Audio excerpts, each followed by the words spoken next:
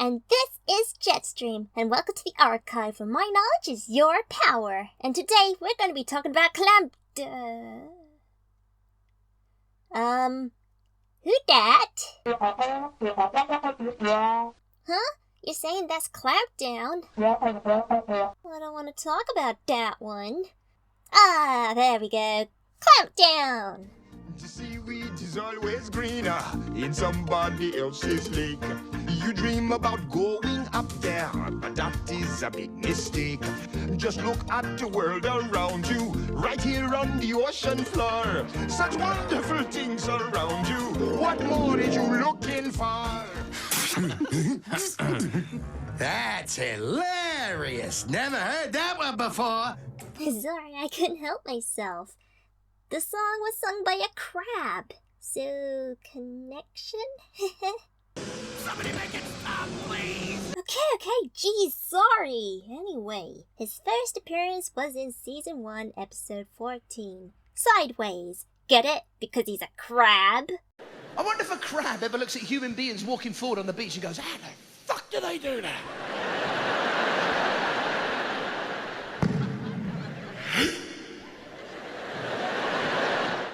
No way. What? Mr. Krabby. Fine. No more. As you can see, he's a crab. And yes, I'm really immature, so sorry. I will try and hold back.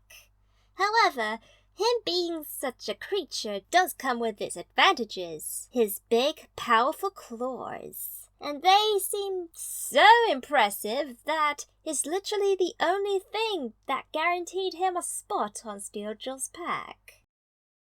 I've been watching you, but I'm no Autobot. In fact, I'd like to make you and your very impressive claws a proposition.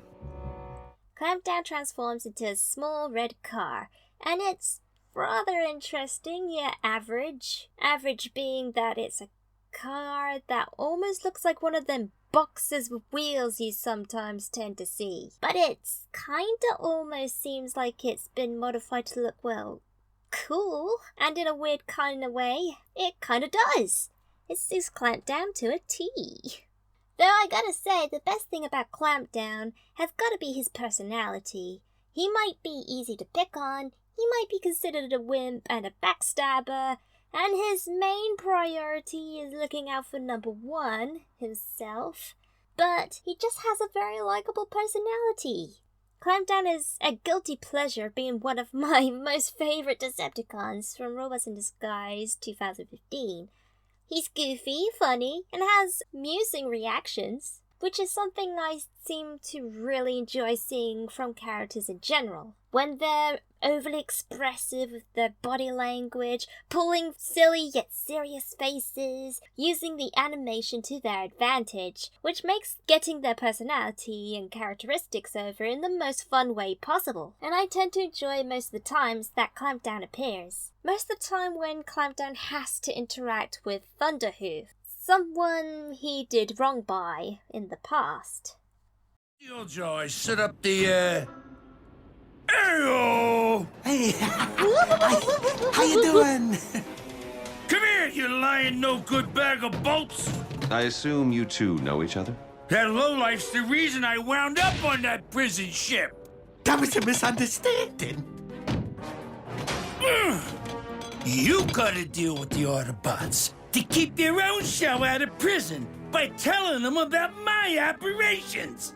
You call that a misunderstanding? Well, I was setting him up for you, Thunderhoof. Believe me. Though you could argue that at other times it makes them both look like bickering sparklings instead of intimidating Decepticons, but overall still enjoyable.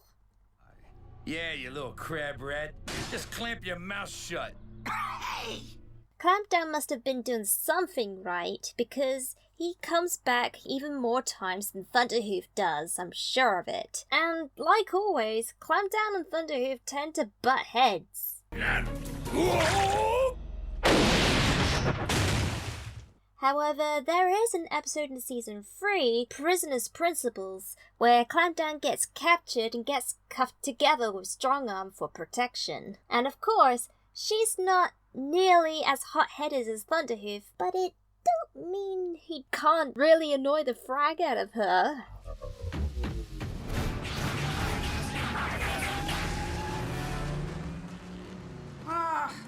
We can't transform to vehicle mode like this. So we'll walk. Okay, by me. I've been in that tunnel all day. I'll tell you, digging is not fun. Oh, sure. Meet the bot. But this is where things get interesting for Clampdown. And we get the enjoyment of seeing him fleeing, dragging Strongarm around while being chased or attacked by Thunderhoof.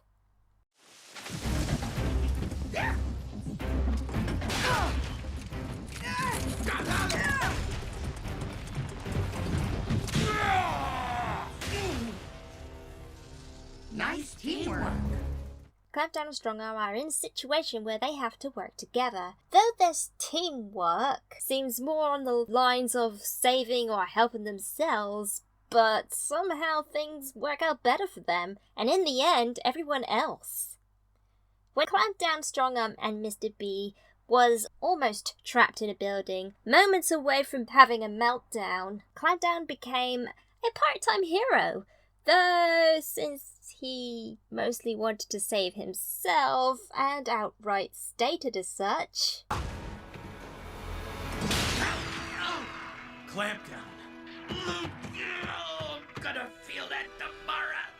Thank you for saving us. Yo, I'm trying to keep myself revving. Now get this thing off of me. And of course, he has to try and push his luck, like he normally would in most situations, to try coming out smelling like a rose. But hey, at least his sentence could be shortened at the very least. See you on the other side, buddy. Yeah, since I saved your sparks in there, how about this time you cut me a break? Let me go. I'm sure the judge will take it into consideration. Maybe knock a cycle or two off your 1,000-cycle sentence. Aww. This is the Jetstream, and like and subscribe for more content. And remember, by controlling the web, I control the world and transmission.